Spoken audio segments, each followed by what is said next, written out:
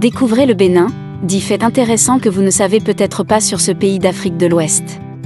Le Bénin, officiellement appelé la République du Bénin, est un pays situé en Afrique de l'Ouest.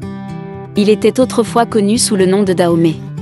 Le Bénin est bordé par le Togo à l'ouest, le Nigeria à l'est, le Burkina Faso au nord-ouest et le Niger au nord-est. La capitale du Bénin est Porto Novo, mais le siège du gouvernement est à Cotonou, la plus grande ville et capitale économique du pays. Le pays couvre une superficie de 114,763 km² et comptait une population d'environ 12,45 millions en 2021. Le français est la langue officielle du Bénin. Dans cette vidéo, nous allons découvrir 10 faits sur le Bénin. Avant de commencer, si vous êtes nouveau sur la chaîne, abonnez-vous et activez la cloche de notification pour ne rien louper. Numéro 1, Gamvier, la Venise de l'Afrique. Gamvier signifie « nous avons survécu ».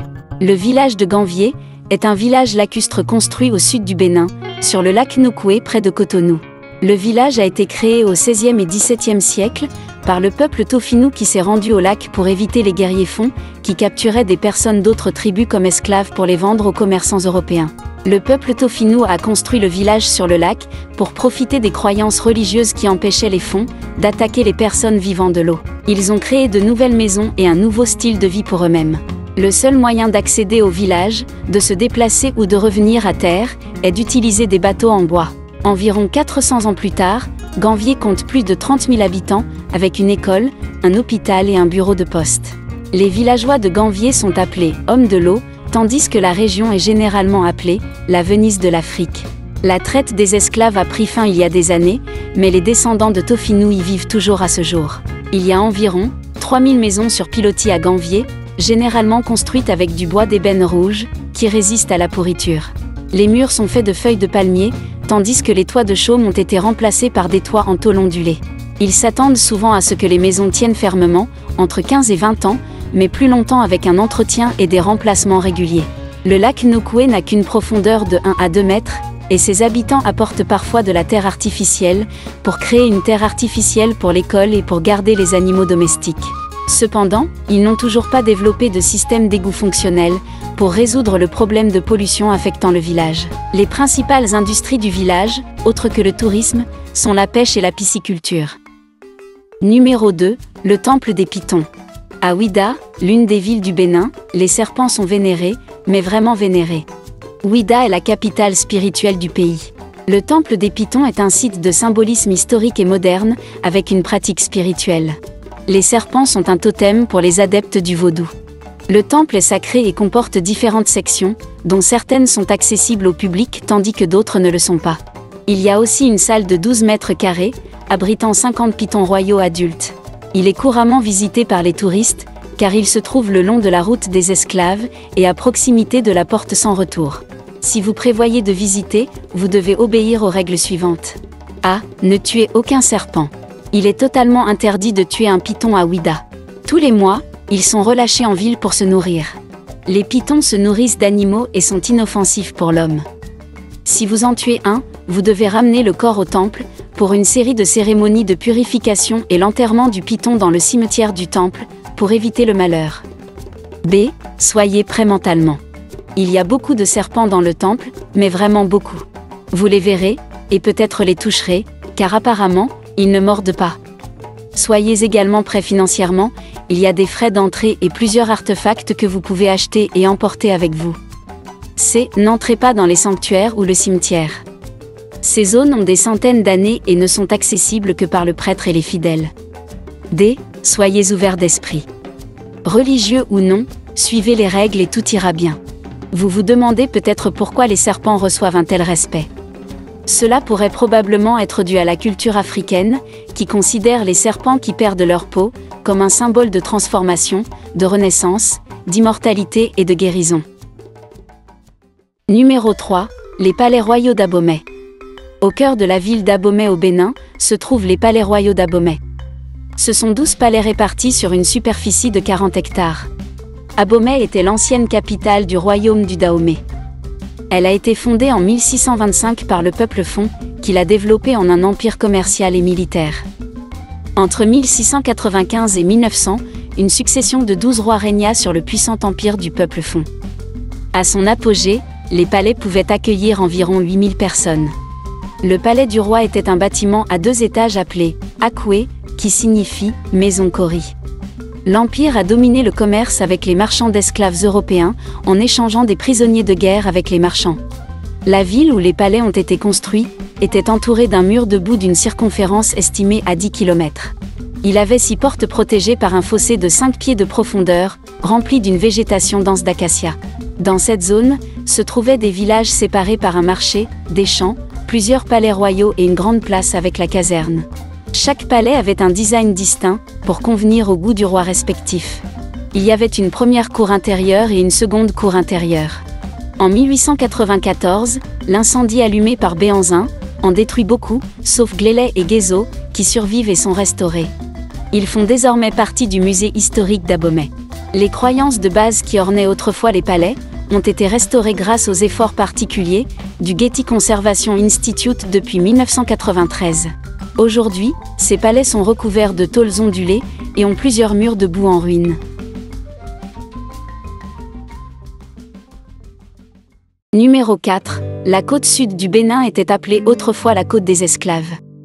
Ouidah est un endroit très commercial dans le Bénin moderne, mais il était l'un des ports les plus actifs pour la traite transatlantique des esclaves. Les Européens ont qualifié l'emplacement de Ouidah, dans le golfe du Bénin et ses environs de « côte des esclaves » en raison de l'importance de la région dans l'exportation de travailleurs d'Afrique vers les marchés américains. Avant de cesser son commerce dans les années 1860, les historiens estiment que Ouidah a exporté plus d'1 million d'Africains au cours de 2 siècles. Il n'y avait qu'un seul autre port en Afrique qui transportait plus d'esclaves, et c'était Luanda en Angola. Des milliers d'Africains ont été transportés de la côte sud du Bénin vers les Amériques pendant plus d'1 siècle, principalement vers Haïti et le Brésil, mais aussi vers les États-Unis. En 1885, le dernier de ces navires s'est dirigé vers le Brésil. Même après que la traite des esclaves soit devenue de plus en plus illégale, après le début du XIXe siècle, Ouidah a continué d'être une source importante d'esclaves, pour le Brésil en général, et la région de Bahia en particulier.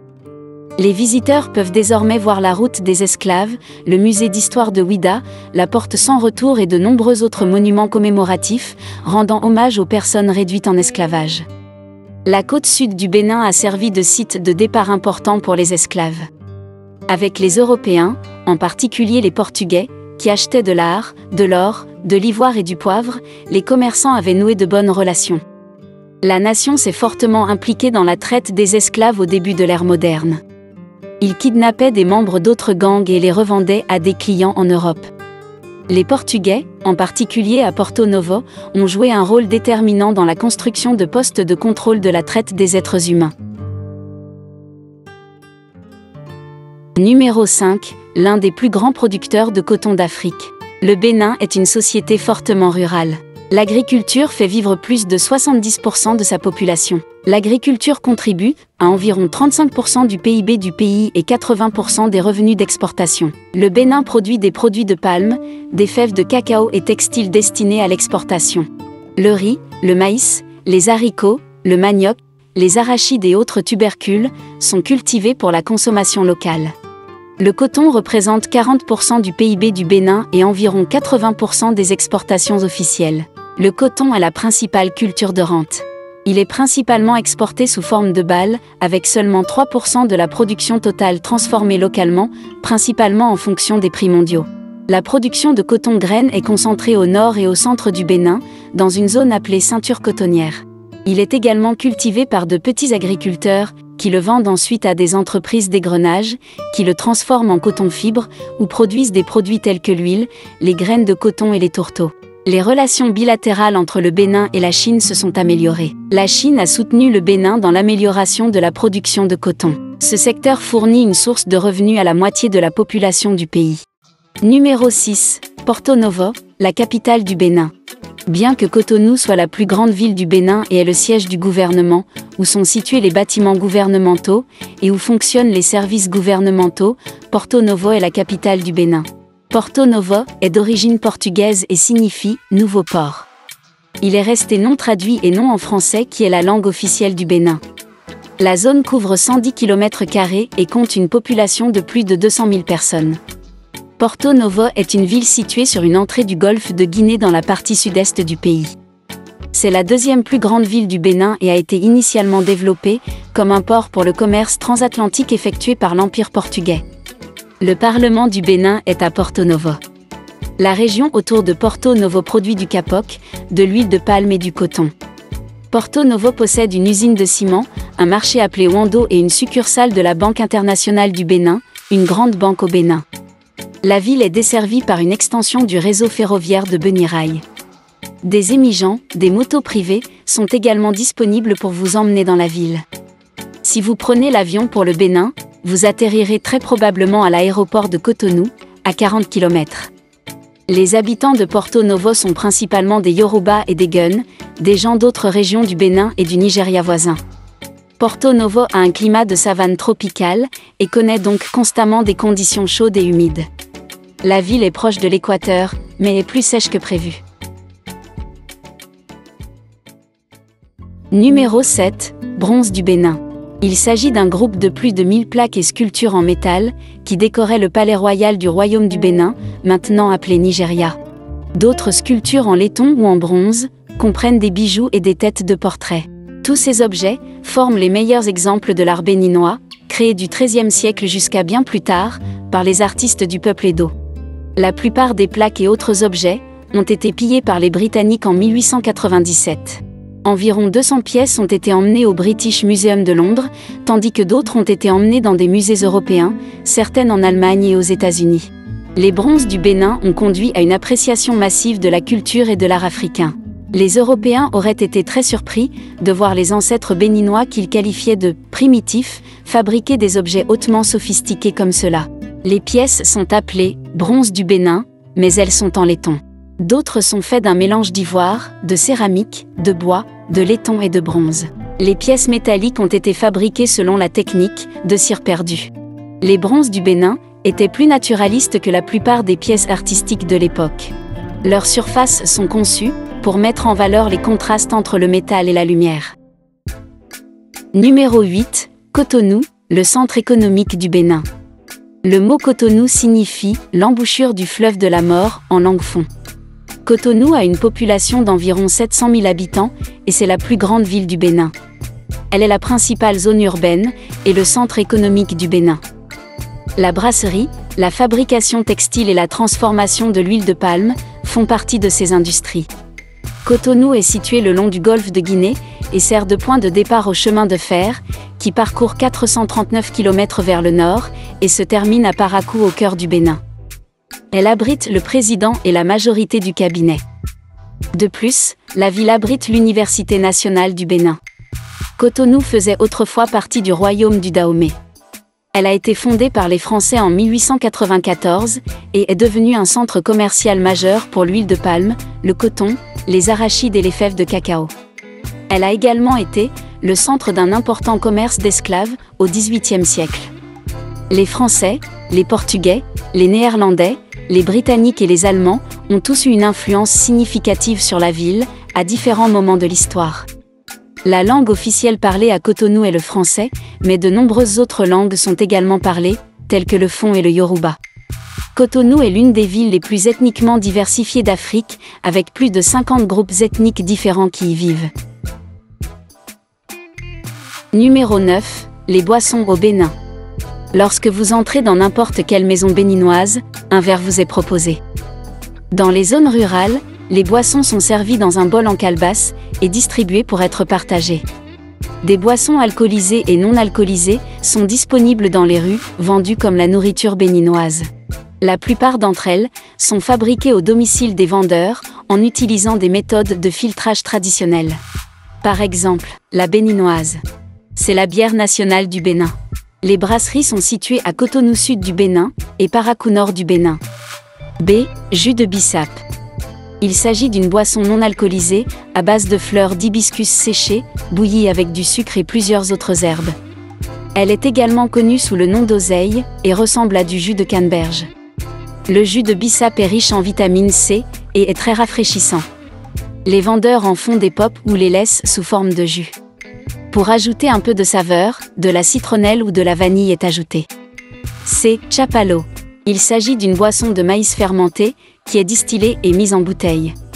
Elle est habituellement traitée dans un bocal en bois, avec de la citronnelle, pour lui donner une saveur terreuse. Elle contient une faible teneur en alcool, et est rafraîchissant et abordable. La boisson se trouve facilement dans la rue et est servie froide.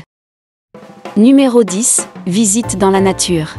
Le Bénin a 2 parcs nationaux, à l'intérieur de ses frontières. Il s'agit de Parc national de la Pandjari, bordant le Burkina Faso, et le Parc national du W, qui s'étend jusqu'au Niger. Les 2 parcs font partie du 2e plus grand écosystème protégé d'Afrique de l'Ouest. Cette zone couvre 55 000 km², dont 12 000 km² au Bénin. Ces parcs se trouvent dans l'un des écosystèmes les plus humides, avec une grande biodiversité. La région comprend des forêts, des plaines, des étangs, des rivières, des régions de savane et marécageuses, des forêts sèches denses et des plaines marécageuses. La vie animale est abondante. Le parc national de la Pandjari est surtout connu pour son avifaune abondante. Vous pouvez le visiter, ou vous pouvez également visiter le parc national du W, pour voir des caracals, des oryctéropes, des phacochères, des singes, des babouins et le guépard et le lion d'Afrique. Pensez à prendre des photos pour immortaliser ces espèces inoubliables.